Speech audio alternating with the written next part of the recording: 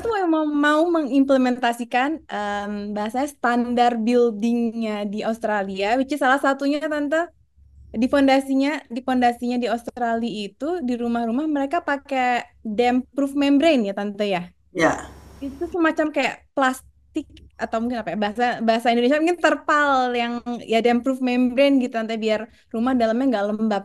Nah ketika dia mau implementasiin itu di Indonesia nggak ada tante ternyata.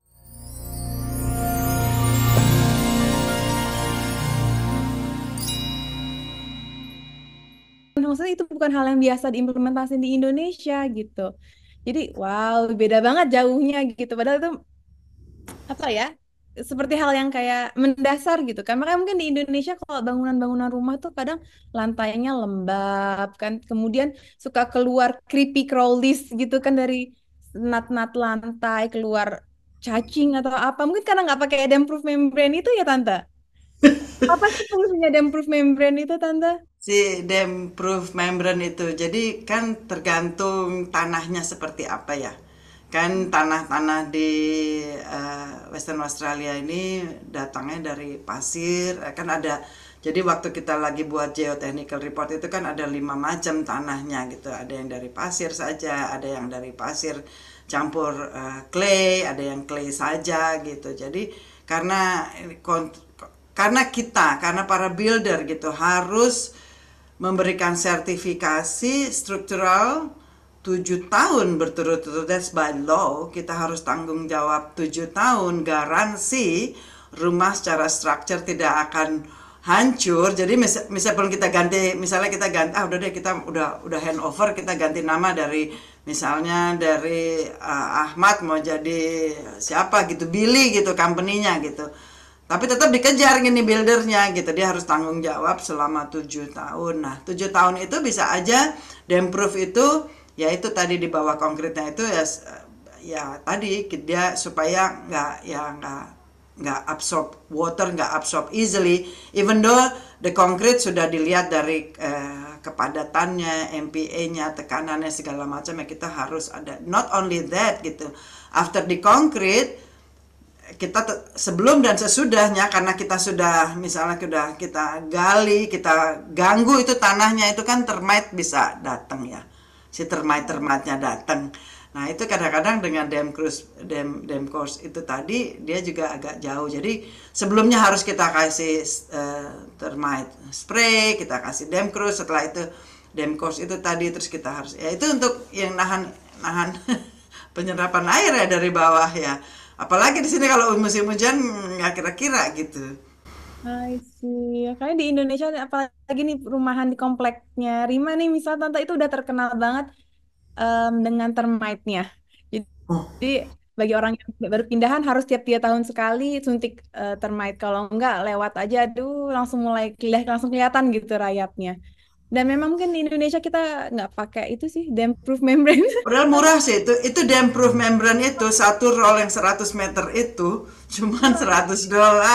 Tapi important sekali gitu kalau kita bisa lakukan ya di sana ya. Maksudnya ya. Ada di Maksudnya Indonesia ya mau pakai itu bagus. harus impor kali ya, Ya maybe. tapi apa ya? Iya. Ya, nggak Yang mungkin. nggak impor lah, kan mereka jago-jago mungkin dibuat lagi gitu seperti apa gitu ya. Itu kan dibuatnya kayak roll-roll tekstil gitu kan, murah. Mungkin ya para para konkriternya juga mungkin harus diberikan pemahaman gitu, what the damp-proof membrane itu diperlukan. Memang tidak ditentukan oleh council atau aturan di sini, tetapi si buildernya supaya tidak ada gangguan-gangguan tadi, si termite. Karena Sudah kan menjadi kalau dam itu kan termite lebih cepat hal ya, datang gitu. ya. Sudah menjadi hal biasa ya tante berarti pakai itu udah jadi kayak standar prosedur lah gitu ya.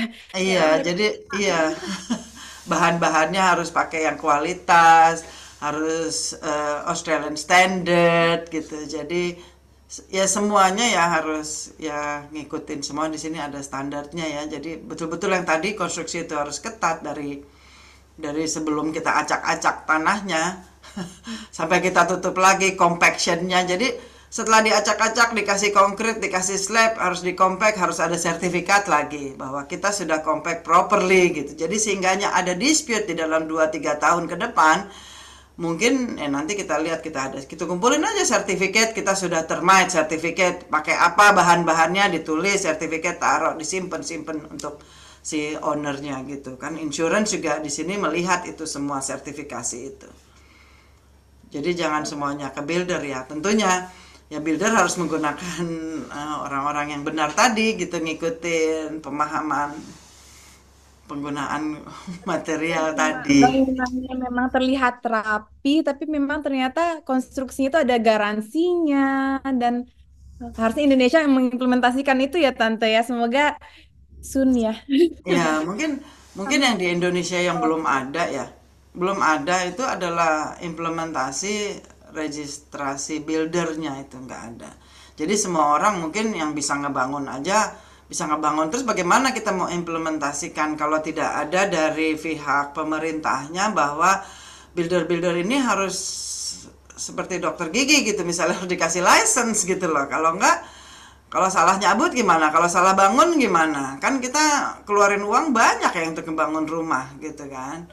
Nah nggak Banget. bisa setelah itu cuci tangan cabutnya gitu, nggak bisa. Dia harus tanggung jawab gitu selama 7 tahun.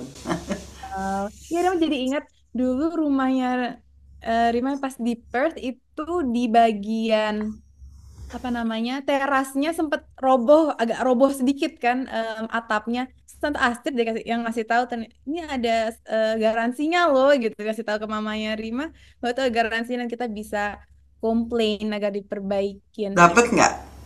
Em, Rima nggak ngikutin kelanjutannya karena Rima waktu itu pindah jadi Ya, dibandingin sama Ratna, iya. iya, jadi penting sekali itu ada garansi, karena garansi itu karena yang jadi yang mengeluarkan license untuk building permit adalah council, tapi yang mengatur garansi-garansi dan kenakalan builder-builder ini adalah sebuah department sendiri dari state yang paling tinggi sekali. Sehingga misalnya ada yang nakal nih, misalnya mama misalnya minta tolong dong ini 6 bulan 6 tahun 3 bulan ini rumah saya masih baru kok udah crack secara structure ini, terus mereka tidak mau benarkan misalnya. Itu nanti ditulis tuh, dikata-katain sama si departemen yang memberikan regulasi perumahan, builder tadi, bahwa builder ini tidak bagus, ini segala macam. Jadi takut kalau di mama dulu terus gitu pasti bisa gitu mendapatkan garansinya. Kalau structure ya, kalau warna berbeda itu bukan structure, tapi kalau udah retak, misalnya ada retak kan, ada tuh satu bidang yang retak gitu dekat-dekat ceiling segala macam, atau misalnya ceiling ambruk jatuh gitu ke bawah, mungkin kurang semen atau apa, itu structure. Jadi ada beberapa structure yang harus digaransikan, itu udah wajib hukumnya di sini, garansi 7 tahun. Wow. Makanya perlu tadi energy rating tadi, eh, makanya perlu ya kualitas-kualitas Australian standard tadi. Kalau Gitu. di Indonesia, alhamdulillah udah ada sih Tante Indonesia Green Building Council. Walaupun mungkin em, tidak seperti di Perth gitu ya, kita sudah ada, tapi mungkin actionnya dan atau apa ya, impactnya mungkin belum sebesar di Perth. Tapi kita sudah mulai ada Tante apa namanya certified building yang green gitu. Walaupun masih agak apa ya, agak susah majunya karena dari regulasi-regulasi kurang mendukung gitu Tante untuk bangunan yang sustainable, tidak ada mungkin insentif pajak. Kalau di Indonesia sendiri, di Perth sendiri ada nggak Tante? Kayak insentif, entah itu pajak atau apapun mungkin untuk solar panel atau sustainability insentif lainnya gitu di Oh, ada solar panel seluruh. Jadi di WA pernah diberikan solar panel, diberikan insentif bagi semua rumah yang ingin tidak menggunakan energi yang biasa, dia menggunakan solar panel, di 50% dibayarin sama government. Jadi semua orang di 50% loh, kan mahal itu ya, satu rumah ini pernah di quote mahal lah pokoknya gitu, terus dikasih 50% gitu. Jadi di encourage semua menggunakan ya, menggunakan panel-panel surya itu tadi gitu. Jadi ada beberapa I'm insentif noting it yang down. menggunakan. Insentif juga untuk jadi kalau sertifikat lain ya, jadi energy rating certification itu memang untuk sebelum meminta planning ya, tetapi itu memang sertifikat-sertifikat yang dikeluarkan oleh council-council gitu. Tetapi untuk si registered buildernya itu nggak ada.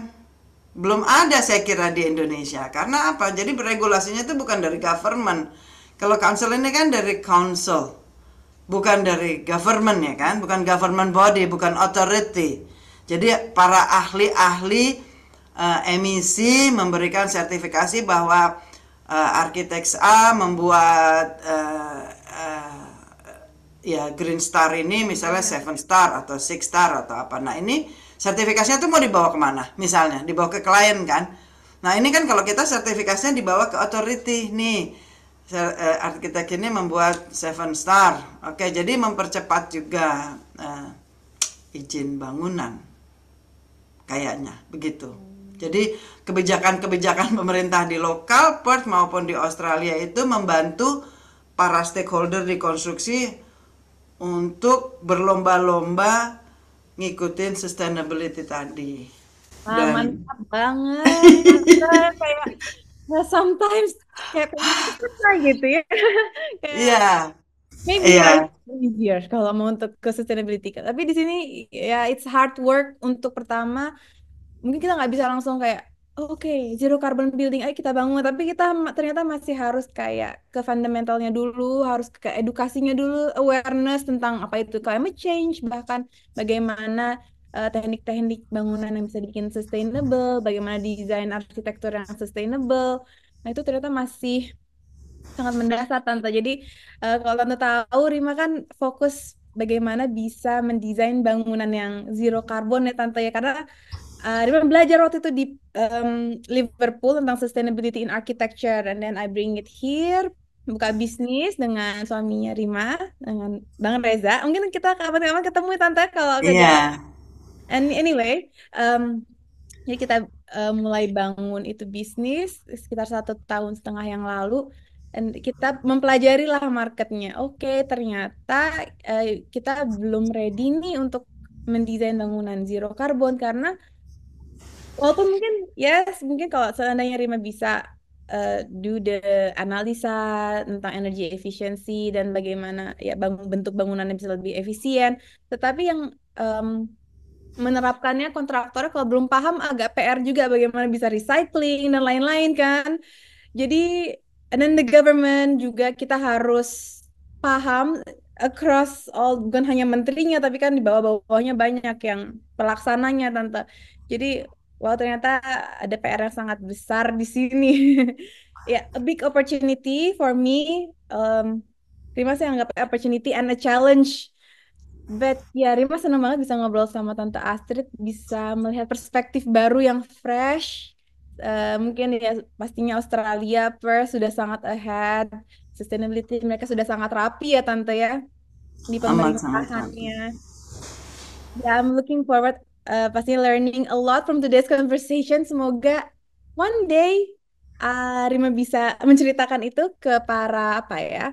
em, Government atau stakeholder lainnya agar bisa kita pelan-pelan ke arah sana gitu agar nggak ketinggalan dengan isu climate change ini karena building sector kan besar banget kontribusinya pada climate change ya tante sekitar 40%, jadi carbon emissions itu ternyata dari bangunan. Tapi kalau di Indonesia, Tante, itu kita jarang sekali ngomong atau mendengar di berita bahwa bangunan itu harus loh diturunkan karbonnya. Mungkin di sini tuh masih banyak conversationnya around transportation, mobil Hmm. listrik gitu.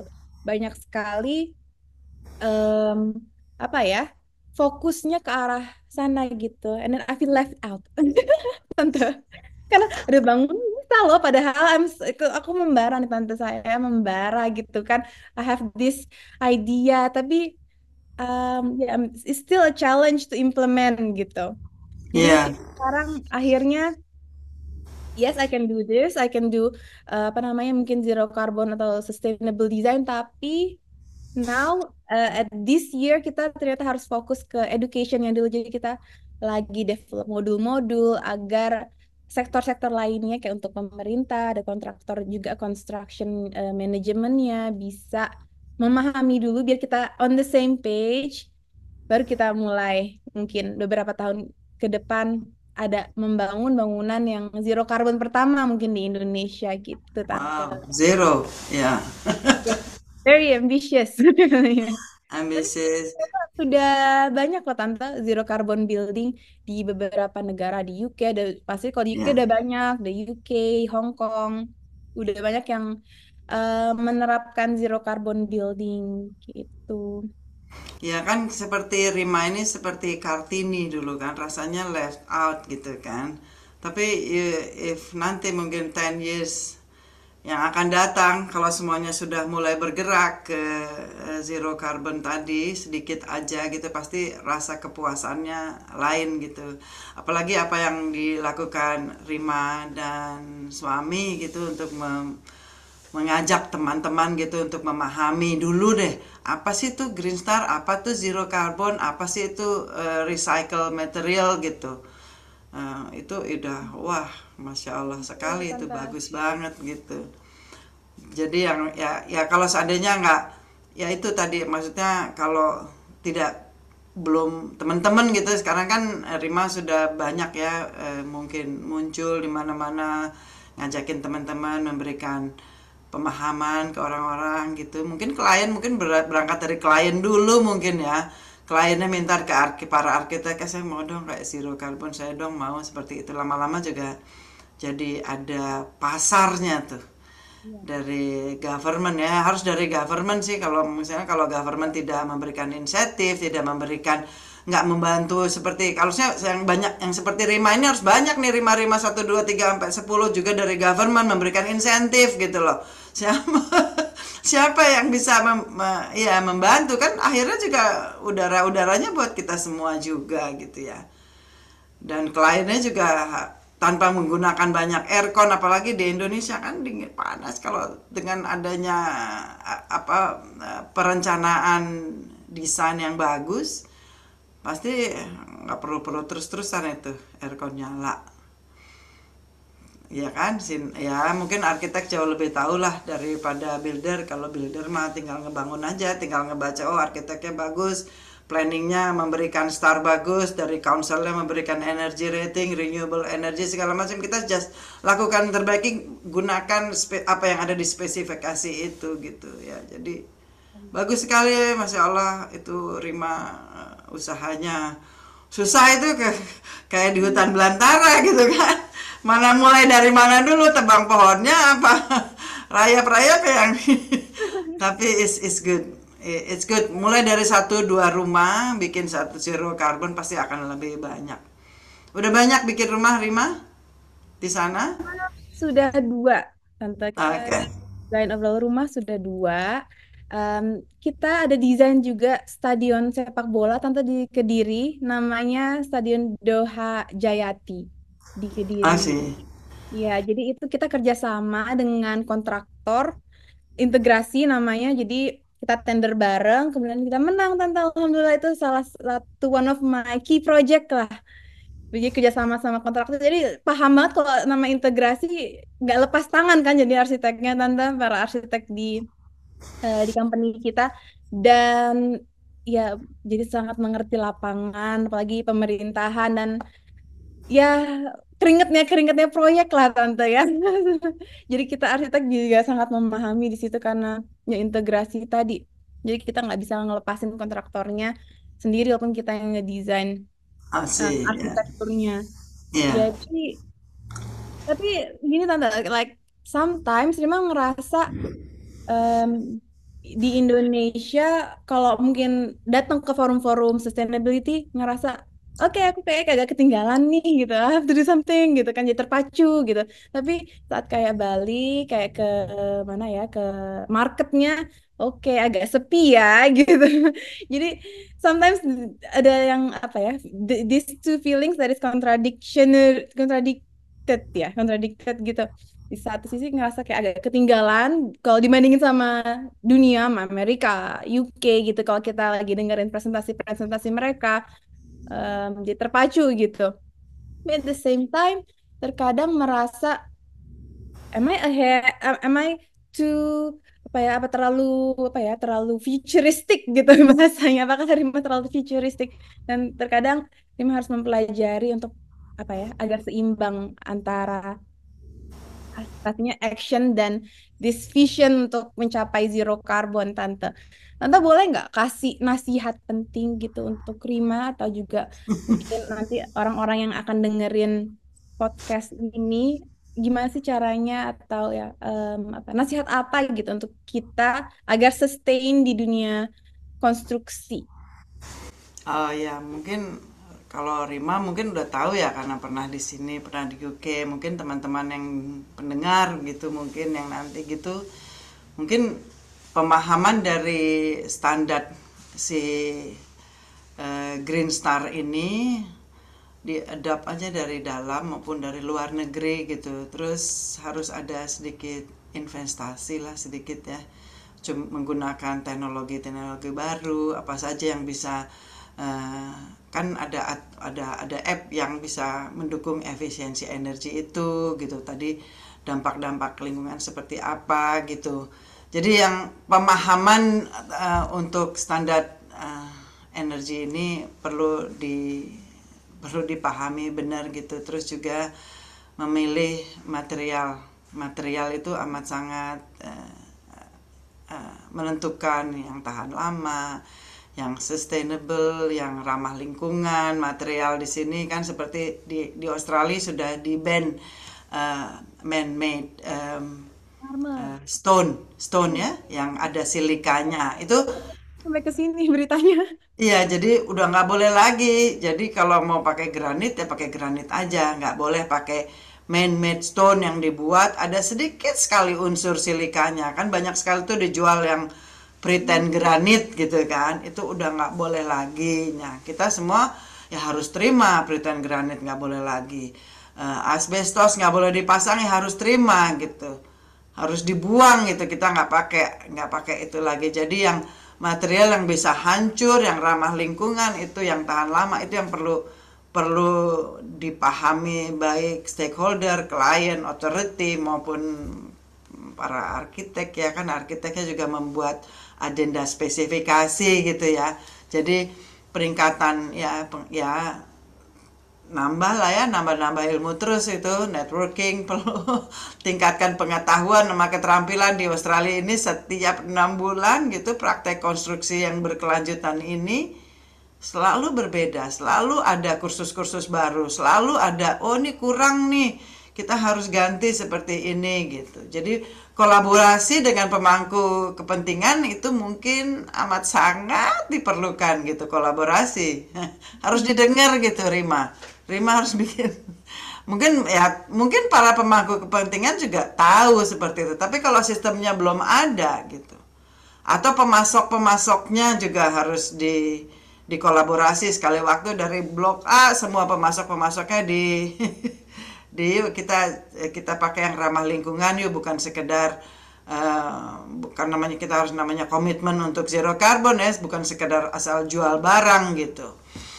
Jadi nah terus ya kalau di sini kalau di builder di sini builder sama arsiteknya ini selalu kita pantau gitu evaluasi kerja di proyek gitu, bahwa betul nggak sih apa yang kita spesifikasikan ini yang digunakan buildernya gitu, betul nggak sih gitu. Jadi kan punya suara juga arsitek ya di sana ya ke klien gitu. Misalnya si builder bilang, aduh saya nggak bisa pakai Gyprox nih, saya pakai asbes aja nggak apa-apa ya lebih murah. No, we have to implementasinya di lapangan itu benar apa enggak. Jadi harus rutin lah pantau. Jadi apa yang Rima lakukan seperti ini untuk komunikasi ke klien, ke masyarakat, ke siapapun authority, pasti banyak manfaatnya pasti gitu di jangka panjang gitu. Untuk dikonstruksi pasti bisa mendorong sektor apa yang dicita-citakan Rima meskipun terlalu futuristik tadi, ya we have to start somewhere, we have to start from small, we have to start one or two. Nah, sekali waktu kita kolaborasi, Rima. Kalau saya punya 20 rumah atau 20 ada satu tempat yang nggak kepegang, aku lempar aja ke Rima. Siap, Tante. Kita pasti siap. Karena arsitek kan pembelajar, harus pembelajar kan. Jadi apa yang diperlukan, apa namanya, regulasi-regulasi pasti harus kita ikutin kan. Maupun di Indonesia juga kita em, regulasi di Jakarta sama di misalnya di Kediri, di proyek yang tadi stadion sepak bola itu berbeda-beda. Jadi kita pastinya harus review dan kita lakuin apa yang harus diwajibkan oleh pihak Australia gitu. Ya, I will be very happy to have kok Tante ada keteter mungkin dari working drawingnya juga. Working drawing kan fairly easy ya Tante ya. Atau mungkin kalau mau dipercayakan arsitektur ya boleh banget apapun yang Tante need from me. I'm happy to hear kita bisa diskusi lagi lebih lanjut Tante. Karena em, pastinya seru banget kalau bisa dapat opportunity desain atau ya involve di project di Australia karena di situ kita akan pasti benar-benar lebih mempelajari sustainability mereka yang udah mereka anggap hari-hari biasa gitu ya. Tapi sebenarnya belum diterapin di Indonesia gitu, Tante. ya, that will be good. Juga mungkin mungkin ya dari aturan-aturan itu mungkin kita juga bisa dari sini ya recently di WA ini satu inisiatif baru karena kita tidak punya banyak orang kita di WA memberlakukan construction visa untuk orang-orang dari Indonesia misalnya bricklayer atau tiler atau apa diberikan construction visa bukan jalan yang ini nanti kalau dia di bawah 45 tahun dia dibiayain oleh pemerintah Australia datangnya ke sini bikin visanya ke sini gitu. Suatu saat nanti kita bicara tentang construction visa itu jenjangnya untuk permanent residency bukannya untuk tinggal di sini terus lupa sama Indonesia mungkin untuk belajar bagaimana menerapkan apa sih yang disebut-sebut maka energy rating atau apa tapi kalau tidak dilakukan kalau di lingkungan kita nggak ada yang ngelakukan nggak enak tapi kalau kita bawa misalnya tim Rima kirim deh 10 orang kemari misalnya yang dari Tyler 2 plasterer 2 bricklayer 2 segala macam gitu misalnya ya kita kerjakan project yang akan datang misalnya nah itu nanti dia pulang setelah 4 tahun apa 3 tahun dia bisa stay di sini atau pulang dengan membawa berita pasti it is going to be big. Misalnya kembali kita mulai dari kecil gitu mungkin bisa. That sounds like a good, very good opportunity. Jadi yang akan nanti Rima lakuin Tante dari this apa namanya Zoom meeting, this podcast online podcast akan Rima potong-potong juga apalagi bagian yang tadi itu very important ya tentang working visa construction di Perth di Australia. Jadi akan Rima upload juga di Instagramnya Rima. Tante main Instagram nggak? Main dong. Ada Facile Build adanya. For you, Tante, as soon after this meeting. Alright then, thank you Rima. Thank you for having me. Salam buat semua-semua. Salam Tante untuk Om Gino, semoga sehat selalu. Tante semoga sukses terus, semangat Amin, sehat amin. selalu. Salam Eh, buat mama papa sama sang suami. Tadi suami Reza, siapa? Reza. Lupa. Reza. Iya, kita belum pernah ketemu Tante. Iya pernah ketemu dong. Ketemunya udah S1, Rima waktu itu masih masih gadis. Iya, sampai jumpa ya, sampai jumpa. Kalau nggak Rima yang ke sini, kita yang ke sana, tapi we try Amin. to collaborate nanti ya. Ya, siap Tante. Banyak nih. Tante pasti profesional, you won't apa namanya, tidak akan kecewa sama Oke, Rima. that's good, that's good. Thank you, Rima. Apa namanya bekerja keras kayak Tante Astrid. Oh gitu ya. Dulu kan lucu sekali, dulu kan lucu sekali. Gitu. Diem aja gitu. Sekarang hebat sekali, Masya Allah. Narima dulu temennya sama Tante Astrid, minglingnya sama teman-teman ibu-ibu sama Ratna. Jadi belajar cerewet, belajar bagaimana berkomunikasi dengan orang yang lebih tua. Itu it's a life skill that I learned from Perth. Ya. Nanti construction visanya kita kerjasama ya di Jakarta ya. Ya Tante, oke Bantuin. Tante. Siap, nanti kita apa namanya follow up lebih lanjut itu kayak gimana. Rima juga sangat interested banget Sounds Ah, very good opportunity. Di Indonesia lagi banyak yang cari kerjaan juga, Tante. ya, oke yang di lingkungannya Rima aja dulu supaya bisa bawa bekal untuk pendidikan itu tadi, untuk apa yang lagi dicita-citakan Rima. Kita uh, meeting podcast online-nya. Terima kasih, Tante. Assalamualaikum warahmatullahi wabarakatuh. Sama-sama. Sama-sama, Waalaikumsalam.